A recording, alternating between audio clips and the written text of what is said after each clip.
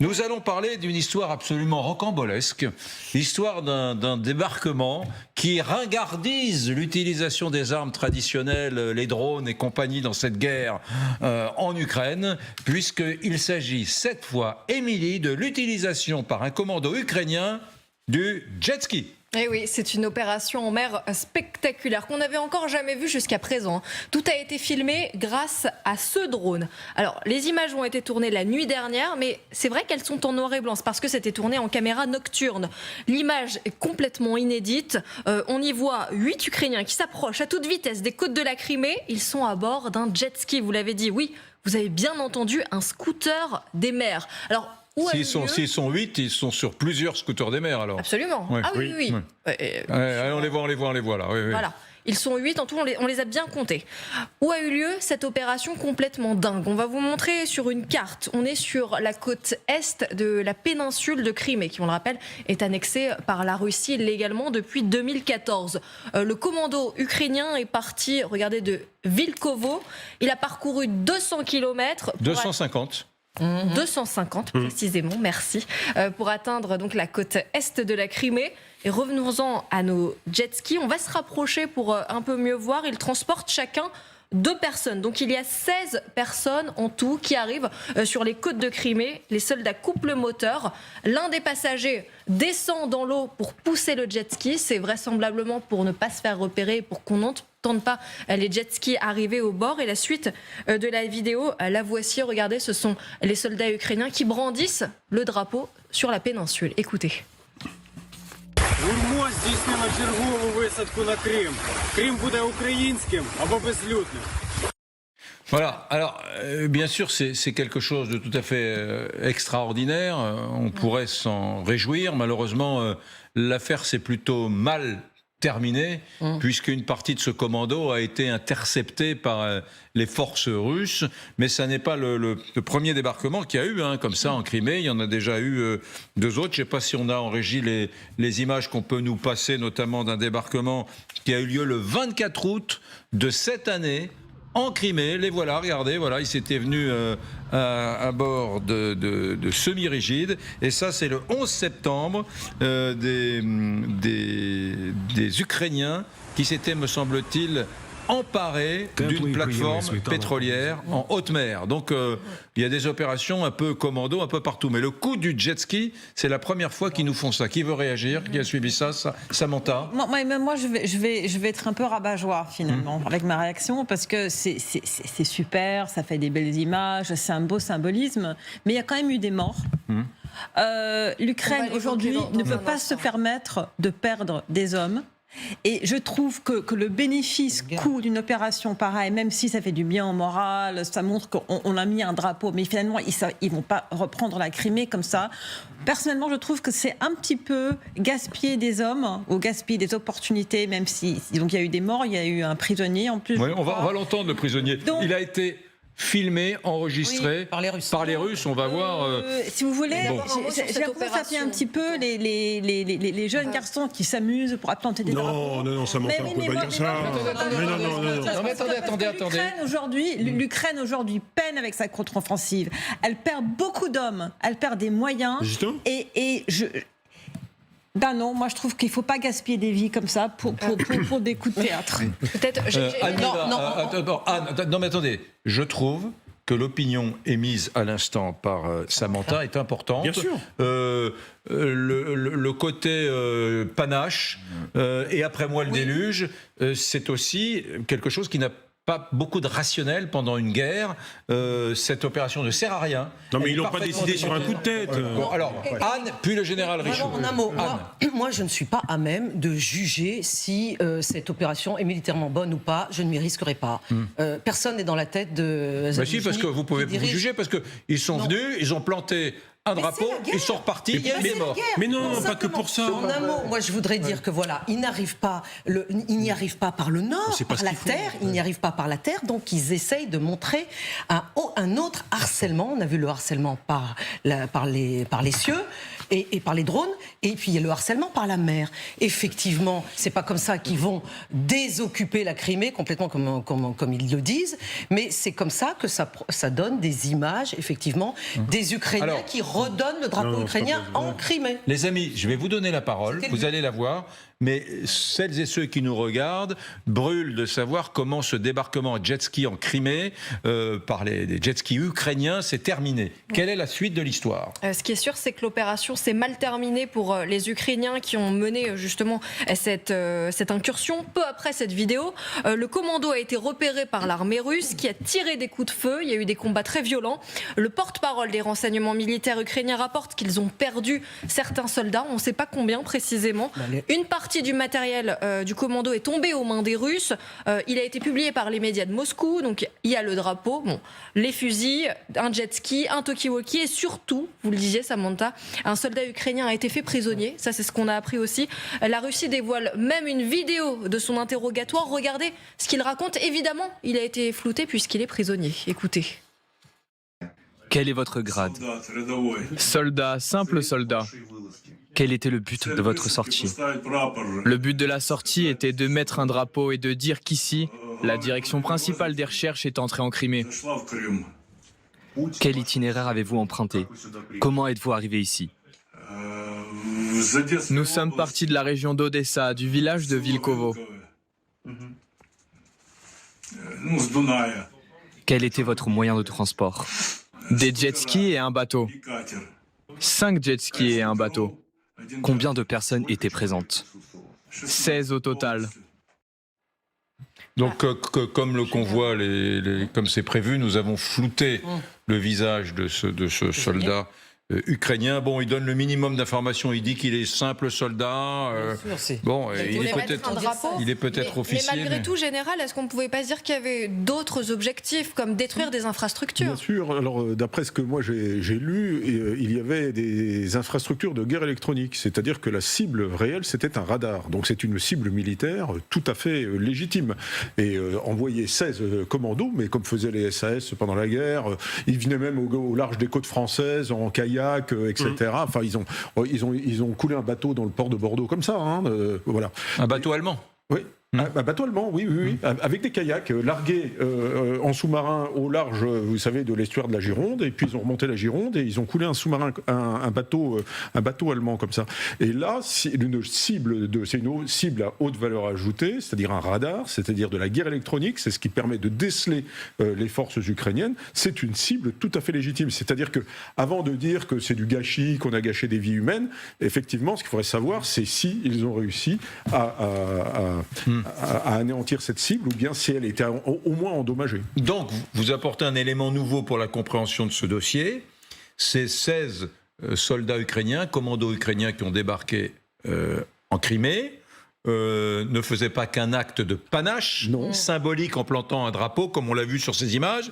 Ils venaient aussi pour détruire un matériel. Donc, il y a une cible quand même qui est déjà une cible de niveau opératif, voire stratégique. Et en plus, il y a un acte qui dit la Crimée est à nous, et qui est un acte politique, je dirais fort, alors qu'effectivement, ils n'ont pas normalement de troupes qui sont présentes sur la péninsule actuellement. Donc pour vous, c'était pas juste un coup de com'? Non, c'est pas un coup de com'. On est d'accord qu'on ne va pas gagner cette guerre avec des jet skis. Mais il y a quand même un effet d'accumulation. Parce que les frappes ukrainiennes en Crimée, et notamment dans les ports de Crimée, elles se multiplient. Et il semblerait que ça ait un impact sur le dispositif militaire russe.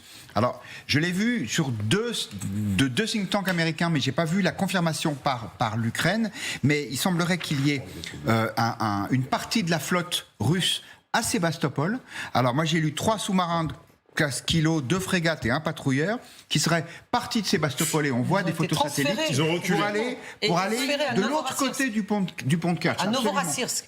C'est ça. Ils sont en train de les mettre aux abris. Voilà, mieux qu'un think tank américain à Niva, comme source. Mais comme pendant la Seconde Guerre mondiale. N'interrompez pas, parce que... Mais c'est très bien parce que je vous dis, je citais mes sources en disant, j'ai pas vu de source officielle, mais vous l'avez vu comme moi. C'est en source ouverte, absolument. Donc c'est en source ouverte, donc ça veut dire que les Russes sont suffisamment inquiets pour pouvoir faire migrer une partie de leur flotte de Sébastopol jusqu'à et en restant dans la mer Noire, mais côté russe. Vous voyez donc à droite du pont de Kerch, on va dire plutôt à l'est pour parler de façon un peu plus militaire. Et donc ça c'est le signe de quelque chose. C'est le signe d'une inquiétude. Or on le sait, c'est important cette flotte russe parce que évidemment c'est pas une bataille navale la guerre d'Ukraine, mais les bateaux c'est aussi des lieux depuis lesquels on peut envoyer des missiles. Et donc ils ont une importance dans la guerre. Donc je pense qu'effectivement, même si il y a un petit côté un peu James Bond dans ces histoires de jet ski, c'est un point de plus dans un dispositif qui semble relativement efficace ou en tout cas dissuasif par rapport aux Russes.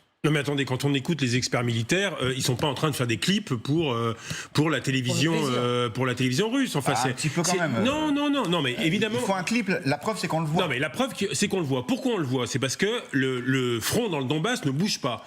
Les Russes et les Ukrainiens n'arrivent pas à avancer dans le Donbass. En Crimée, en revanche, ce qui est incroyable, je vous rappelle que l'Ukraine n'avait pas de marine. L'Ukraine n'a pas de marine lorsqu'elle est envahie, et progressivement. Guillaume a entièrement raison, elle fait de tels coups qu'elle a obligé la marine russe à reculer. Pour ceux qui voient la carte, Sébastopol, c'est là, et ils ont été faire le tour, ils ont été se planquer de l'autre côté de la Crimée. Donc voilà, du côté droite sur l'écran, tout à droite, on ne le voit pas, tout à droite à l'est, ils ont été planqués leur navire. Donc ça sert à quelque chose. Deuxièmement, dans une guerre comme ça pour l'Ukraine, il faut de l'audace. Il faut de l'audace. Et quand on voit l'inventivité et l'audace de ce commando qui effectivement fait 250 km en jet ski pour... Attendez, c'est pas pour planter un drapeau seulement. On ne sait pas pourquoi ils font ça. Il y a peut-être du renseignement, il y a peut-être du sabotage. Le soldat ukrainien. Oui, évidemment. Non, mais attendez, le soldat ukrainien, il dit qu'ils sont venus que planter un drapeau. Il ne va pas donner la liste des opérations qui allaient être faites. Il dit le minimum. Donc non, je crois que pour une fois, je ne suis pas d'accord avec vous, Samantha. Je considère que c'est une opération qui est osée. Remarquable, pleine d'audace, et puis au final il n'y a qu'un prisonnier à ce que je sache sur 16 soldats. Il y a eu des morts. Non mais il y a eu des morts. Mais il y a eu des morts. Mais les Russes disent que sur 16 commandos, il y y 13 morts. Mais ça, c'est les Russes qui C'est les Russes, on n'a pas les preuves. Autre source côté ukrainien. 13 morts. 13 morts, c'est ce que les Russes... Pas en même temps. Simplement, est-ce que je peux terminer pour rebondir sur ce que vient de dire Renaud ? Effectivement, il y a un rapatriement, et ce qu'a dit Guillaume aussi, un rapatriement d'une partie de la flotte russe de la mer Noire, dont le siège est à Sébastopol, sur le port de Novorossiysk, qui est à l'est de la péninsule de Crimée. Donc de l'autre côté, oui, mais protégé. je voudrais dire que ça n'est pas nouveau, que pendant le siège de Sébastopol, pendant la Seconde Guerre mondiale, en 1941-42, ça avait déjà été le cas. Et que les Russes n'ont pas attendu ce commando ukrainien de la nuit dernière pour commencer à rapatrier. Il y a des images en source ouverte qui le montrent déjà depuis plusieurs mois. En fait, ils ont commencé à faire ça quand ils se sont sentis obligés de le faire. Effectivement, avant l'été, pendant l'été. Et c'est dû à cette multiplication de harcèlement, de drones, évidemment. Ils ont peur pour leur flotte. Et il y a même un de leurs fleurons, un bateau de combat, qui est en cours de rapatriement vers Novorossiysk, qui est dans le port de Fédosia, qui est Fédosia, on le voyait, on l'a sur la carte de la Crimée, voilà. Donc ils sont en train d'utiliser par étapes, voilà, ils rapatrient pour évidemment que leur flotte soit moins exposée au danger. Mon général. Oui, alors moi je voudrais quand même insister sur l'exploit de faire 250 km en jet ski. Alors quand on a fait du jet ski ou bien du skidoo, là, comme on dit au Canada, vous savez que ça faut avoir des avant-bras de béton quand même. Et 250 km en haute mer en tenant son jet ski ça, c'est quand même sur le plan physique, à mon avis, quelque chose de terrible. Il a fallu deux ravitaillements. Donc il y a toute une logistique intermédiaire qui a été mise en place à l'aller et puis au retour. Donc ça, c'est assez extraordinaire. Et puis, il y a quand même un effet psychologique. Un pays en guerre, il a besoin de héros. Voilà. Et ça, ce sont des héros. Ils ont quels que soient les résultats, ils ont fait quelque chose. S'ils sont morts ou prisonniers, ouais, mais les héros sont éternels. Voilà. Donc, c'est un vrai sujet. Achille, là, je suis d'accord avec Samantha. C'est un vrai sujet. Vous savez, moi, j'adore l'histoire totalement inconnue à Nantes d'un jeune homme qui était mineur pendant l'occupation allemande et qui, au tout début de l'occupation allemande, vous savez qu'on n'avait pas le droit de célébrer la fin de la guerre de 14-18 parce que ça vexait beaucoup les Allemands qu'on célèbre l'armistice de 1918. Alors lui, ce jeune homme, il s'appelait Michel Dabat, il avait 16 ou 17 ans, un Nantais. Il va planter un drapeau bleu-blanc-rouge qu'il retrouve quelque part enfoui, alors que les Allemands occupent Nantes depuis quelques mois. Il va le mettre sur le parvis de la cathédrale de Nantes, et le dimanche matin, le jour du 11 novembre, 1940, ils occupent Nantes que depuis quelques mois. Les Allemands voient ça, c'est l'humiliation absolue, le jour de l'armistice de 1918. Alors, mais la population de nantaise va pleurer de joie face à l'audace, vous parliez de l'audace, de ce jeune homme. Voilà. C'est un acte de panache. C'est sublime. On en parle encore à Nantes. Seulement ce pauvre Michel Dabat, qui était lycéen, il a été retrouvé, il a été exécuté avec les 50 otages à Nantes, et ça tombe quelque part à Saint-Julien-de-Concelles, dans la région nantaise. Elle n'est plus fleurie depuis bien longtemps, et c'est fort triste. Et cet acte de panache, ses parents ont dû se dire, mon Dieu, il l'a payé très cher. Donc c'est la question du panache. Vous dites, on a besoin de héros dans une guerre. On a besoin de héros. Ouais, et puis ensuite, il y avait une cible militaire. Si cette cible militaire est vraiment confirmée, c'est une cible à haute valeur ajoutée qui méritait d'être traitée. Donc il n'y a rien à dire sur, je dirais, le montage d'une opération aussi audacieuse qui associe à la fois le panache et l'efficacité militaire. Et la TV russe, la télé russe, elle a appris l'affaire. Mais la TV russe, bien évidemment, admettre devant tout le monde que quelques Ukrainiens sont venus en jet ski sur les côtes de Crimée, c'est quand même un peu humiliant. Donc les Russes ont trouvé un autre scénario. Derrière cette opération jet ski, il y a les Britanniques. Permettez-moi de vous rappeler qu'il y a un mois, les Britanniques ont déclaré qu'ils avaient préparé chez eux 5000 marines pour l'Ukraine et qu'ils seraient bientôt prêts à combattre. Des actions très pointues et délicates. Je n'exclus pas qu'ils préparent un débarquement en Crimée. Et ce sera un aller sans retour. Nous les détruirons. Mais ils ont besoin d'une action mémorable. Les Britanniques sont les principaux artisans de tels événements. Ah, on y est, hein. Tam tam tam tam tam tam tam tam tam tam tam tam tam tam. Les Britanniques, James Bond est là. les Britanniques sont les pros du débarquement. Ouais. Ça, on le sait. Mais il y a quelques jours, dans un journal très conservateur, Rossiyska Gazeta, il y a eu tout un article sur la perfide Albion, la façon dont les Britanniques s'infiltrent partout en Russie, sont obsédés par la destruction de la Russie. Les Britanniques qui ont donné naissance aux Américains. Donc les Britanniques sont le diable incarné pour cet auteur dans Rossiyska Gazeta qui explique que finalement tout est de la faute des Britanniques depuis la guerre de Crimée au XIXe siècle. Ce sont les Britanniques qui finalement ont encouragé Hitler à envahir l'Europe. Enfin, tout est de la faute des Britanniques et ce sont eux qui sont à la racine du mal, plus que les Américains, parce qu'ils ont créer les Américains. Voilà, donc c'est... Mais en même temps, les Russes ont une admiration folle pour les Britanniques. C'est une espèce de relation d'amour et de haine, un peu comme la France et les Britanniques aussi, d'ailleurs. Mais il faudrait faire un jour un truc sur la schizophrénie russe, parce que vous parlez de l'amour et la détestation pour les Anglais, des Britanniques, c'est fou, on le voit là.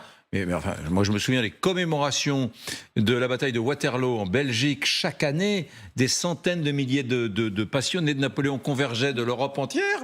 Et les plus nombreux, c'était les Russes. Les plus nombreux, c'était les Russes qui se déguisaient, non pas en soldats russes, mais qui se déguisaient en grognards de Bonaparte dans la reconstitution, passionnés qu'ils étaient du Premier Empire. La bataille de Borodino est reconstituée tous les ans encore en Russie. Oui, la bataille de Borodino. Guillaume Roquette. Oui, on peut aussi dire que probablement par pragmatisme, Churchill avait tenu des propos extrêmement flatteurs et à juste titre, sur le comportement de l'armée soviétique pendant la Seconde Guerre mondiale. Il avait même souhaité longue vie à Staline, probablement parce qu'il savait bien qu'il n'y serait pas parvenu sans lui. Simplement, peut-être que les Britanniques sont derrière ce coup-là, mais même si Samantha est un contre-exemple merveilleux, je ne pense pas que les Britanniques soient assez doués pour les langues pour pouvoir parler russe aussi bien que le soldat qu'on vient d'entendre. Donc a priori, lui, il n'arrive pas de Glasgow ni de Manchester. Non mais là où franchement tous les soirs les propagandistes russes prennent la population et nous qui la regardons un peu pour des jambons, c'est que franchement si les Britanniques, si l'OTAN opérait vraiment sur le sol ukrainien et le sol russe, la guerre aurait été finie en 1 mois et demi. Donc franchement, non ? Il faut toujours se méfier en disant la guerre c'est fini comme non, ça. Non, mais ce que je veux dire c'est que elle est perdue en 2 jours, elle est gagnée en 3. En général, voilà. si vraiment, si la Russie n'était pas une puissance nucléaire, et si les pays de l'OTAN c'était vraiment, elle l'est. Et ah oui, elle l'est. Donc on n'a rien pu faire. Il faut toujours se méfier des perspectives comme ça. En fait, on n'en sait rien. Je veux dire, on espère. Oui, on a du matériel qui est sûrement supérieur. On a les armées les plus technologiques. On pense qu'on aura la supériorité. S'il n'y avait pas de nucléaire. Oui, mais l'armée russe a une capacité de résilience. Là, si on engage l'OTAN, là, on trouvera les champs de mines, on trouvera tout ça de la même manière. Ça ne sera pas plus facile pour nous de percer le front adverse que ça ne l'est pour l'armée ukrainienne. Franchement.